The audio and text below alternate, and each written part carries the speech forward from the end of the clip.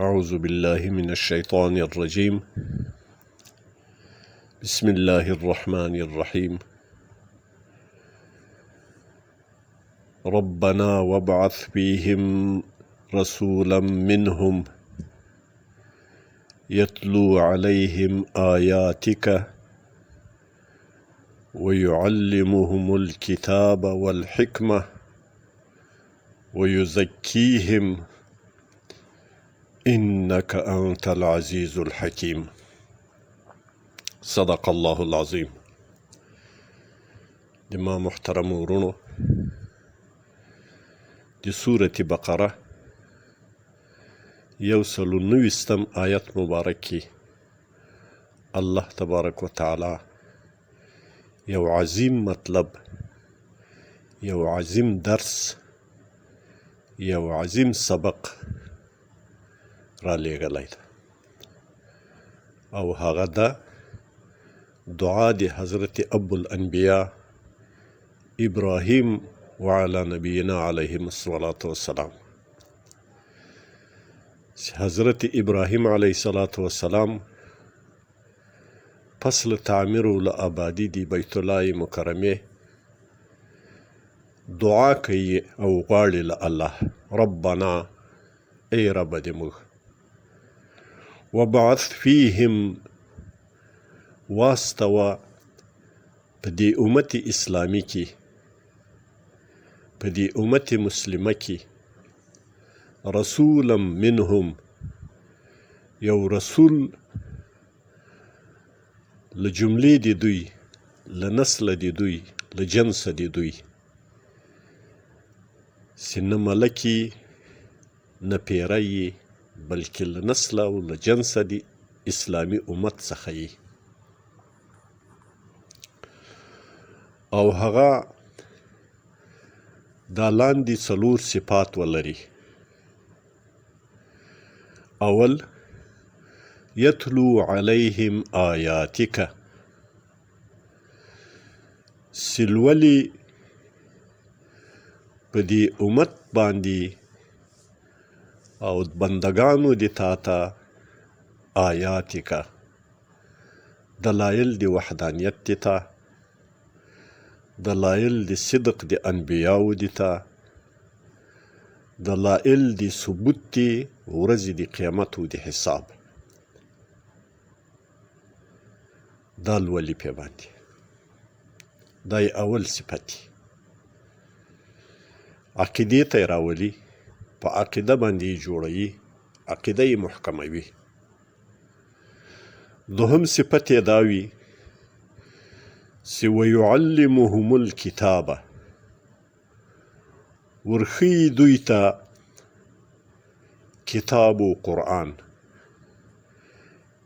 د تا منزل کتاب چې کوم د تا طرفه کتاب راځي، د تا له طرفه کومه وحی راځي، هغه دوی ته ورښیي، د هغې تعلیم ورکوي، د هغې وحی علم ورزده کوي، او د هغه لفظ هم ورښیي، کلمات هم ورښیي، مفاهیم و مطالب و معانی هم ورښیي. او دریم، والحکمت، او ورښیي د مسلمان امت ته، د اسلامی امت ته حکمت ورښیي. او حکمت عبارت ته له هر هغه عمله او له هر هغه علمه چې هغه په حق و حقیقت باندې بنا وي، په تدبیر او په مصلحت باندې بنا وي. مفسرین کرامو مختلف تفاسیر د حکمت کړي دي. الاصابة فی العلم والعمل دا یې معنا کړي، الفصل بین الحق والباطل دا یې معنا کړي، السنة د سنت معنی کړي، او معرفت الحکم والقضاء، معرفت د حکم او پیژندګلوي د حکم او د فیصلې او د حکومت کولو او د قضا، دا معنا یې کړي او نورې مختلفې معناګانې. نو حکمت ورښيي. او څلورم صفت یې دا وي چې ویزکیهم، او پاکوي دغه رسول د امت مسلمه له ظاهري او باطني انجاسو اوصافو ارجاسو. که هغه ظاهري انجاسو اوصاف دي، چرکونه دي، او که هغه باطني او اندروني وصفي ضمائم قبائح و رذائل دي، له دو څخه یې پاکوي. او له یو انسان څخه سپېڅلی او پاک انسان تربیه کوي. دا څلور وظیفې لري. او په اخر کې الله تبارک وتعالی ته د الله د ثنا ذکر کوي. ابراهیم علیه السلام فرمایي انک انت العزیز الحکیم، بېشکه ته او خاص ته غالبو زورورو مسلط ذات یې په تنفیذ د احکامو، په تنفیذ د افعالو خپلو کې، او الحکیمو د حکمت څښتن یې چې ته مصالح او حکمتونه پیژنې او په خپل وخت باندې تطبیقوي او تمثیلوي او عملي کوي. زما خوږو مؤمنانو، په دې آیات مبارک کې الله جل جلاله د دې خپل موعود پیغمبر، مبشر پیغمبر چې د حضرت نبی کریم صلی الله علیه وسلم په باره کې دی مبارک د ځان په حق کې وایي چې انا دعوة ابي ابراهیم و بشارة عیسی و رؤیا امی. زه مصداق د دعا د خپل پلار ابراهیم علی نبینا علیه الصلاة والسلام یم، او د خپل ورور حضرت عیسی علیه الصلاة والسلام بشارت یم، او د خپل مور محبوبی رویا او هغه خوب یم چې دی په وخت قرب د وضع د حمل د ما کې لیدلی و، چې د دې له وجوده څخه داسې رڼا پیدا کیږي چې ټول اکناف و اطراف د عالم په باندې روښانه کیږي. هغه خوب حضرت امینه رضی الله تعالی عنها لیدلی و. نو په دې آیت مبارک کې الله تبارک وتعالی چې په دغه مضمون باندې آیات همدلته په سورة بقره کې ذکر ده، په سورة آل عمران کې ذکر ده، په سورة جمعه کې ذکر ده.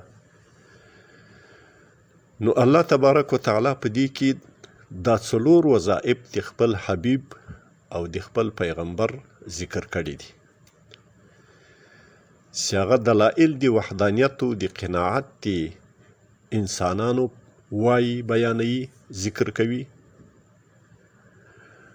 او د کتابو د قرآن د منزل کتاب او د منزل قرآن تعلیم و تربیت ورکوي، لفظ و معنی ورښيي، او د حکمت لارې ورښيي، او له ظاهري و باطني رذائلو او ارجاسو انجاسو څخه پاکي ورکوي. له ظاهري و باطني رذالتونو، بد اخلاقیو او ظاهري انجاسو اوصافو څخه، چرکو خیرو څخه صفایي ورکوي او صفا کوي. نو دغه تعلیم د امت رسول الله صلی الله علیه وسلم ده او دغه تعلیم نارینه امت د رسول الله صلی الله علیه وسلم د امت دپاره هم ده او د زنانه طبقې د امت رسول الله صلی الله علیه وسلم دپاره هم ده. دا کوم تعلیم چې د پیغمبر علیه الصلاة وسلام د امت مسلمه دپاره ده د هغه د نارینه طبقې دپاره هم ده د زنانه طبقې دپاره هم ده. نارینه به یې هم په دلایلو د وحدانیت د الله، په دلایلو د صدق د انبیاو د الله، په دلایلو د ثبوت د ورځې د آخرت د حساب باندې نارینه طبقه هم قانع کیږي، عقیدتمن کیږي به، او زنانه طبقه به هم عقیدتمن کیږي او قانع کیږي به. د دې به علم حاصلوي. او همدارنګه تعلیم د کتاب او د قرآن چې په دې لفظ د کتاب کې مفسرین کرام اشاره کوي چې الله پاک په دې آیات مبارک کې داسې نه وایي چې ویعلمهم القرآن، بلکې کتاب یعلمهم الکتاب فرمایي. نو کتاب د کتابت له مادې څخه ده، یعنی لیکلو لوستل ورزده کوي. لکه په سر عبارت کې چې د یتلو لفظ ذکر سوی ده لوستل دي، دلته بیا تعلیم د کتاب او د لیکلو ده. نو هم د لوستلو تعلیم دا خصلت و صفت د رسول الله صلی الله علیه وسلم او د رسول الله صلی الله علیه وسلم د امتیانو ده، او هم کتابت و لیکل دا صفت د امتیانو د رسول الله صلی الله علیه وسلم ده، که هغه نارینه دي او که زنانه دي. او هم د حکمت او د تربیت اخیستنه او حکمت زده کونه دا هم د دواړو طبقو د امتیانو د رسول الله صلی الله علیه وسلم حصه ده او برخه ده. هم به نارینه له حکمت ډکیږي، د حکمت تربیت به اخلي، هم به زنانه طبقه د امت رسول الله صلی الله علیه وسلم حکمت زده کوي.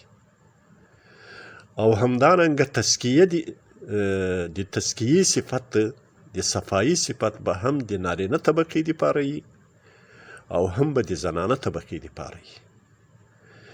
د دې آیت مبارک له تشریح څخه د ما مطلب دا ده چې د اسلامي نظام د ممثلینو فریضه او ذمهواري جوړیږي چې دغه سنت او دغه دعا د ابراهیم علیه السلام او دا بشارت د حضرت عیسی علیه السلام او دا رویا دی مور مبارکی دی حضرت رسول کریم صلی الله علیه وسلم ته دی مصداق ورکی، تطبیق ورکی، عمل په عمل کې پیاده کی، او دا ټول امت لپاره په عمل کې پیاده کی.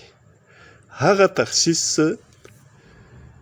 چې دوی یا د ځینې انسانانو په ذهن کې ورګرځي چې د علم و زده کړه و لوستل و تلاوت کول و لوستل، کتابت کول، لیکل کول، حکمت زده کول، د خدای کلام زده کول، په معنی پوهېدل، په الفاظ زده کول، حکمت زده کول، تربیت اخیستل، تزکیه راوستل، دا خالی د نارینه‌وو کار ده. نو دا عقیده نه د اسلام عقیده ده، نه د عالم عقیده ده، نه د علم تقاضا ده، بلکې د اسلامي نظام د ممثلینو ذمهواري جوړیږي چې که په کومو جاهلو انسانانو کې همدغسې نقصه موجوده وي، دا نقصان موجود وي، د دې نقصان تلافي وکړي او دغه عیب کې اصلاح کړي. دغه امت ټول د علم امت ده، د عقیدې امت ده، که نارینه دي که ښځینه دي، او دا د حکمت امت ده، دا د تزکیې امت ده. په دې کې تخصیص او تبعیض نسته. نو الله تبارک وتعالی دې وکړي چې زموږ ولات امور دې عظیمې فریضې دې الله تبارک وتعالی ته متوجه اوسي او له عنعنوي او جاهلانه افکارو څخه متأثره نشي. أقول قولي هذا أستغفر الله.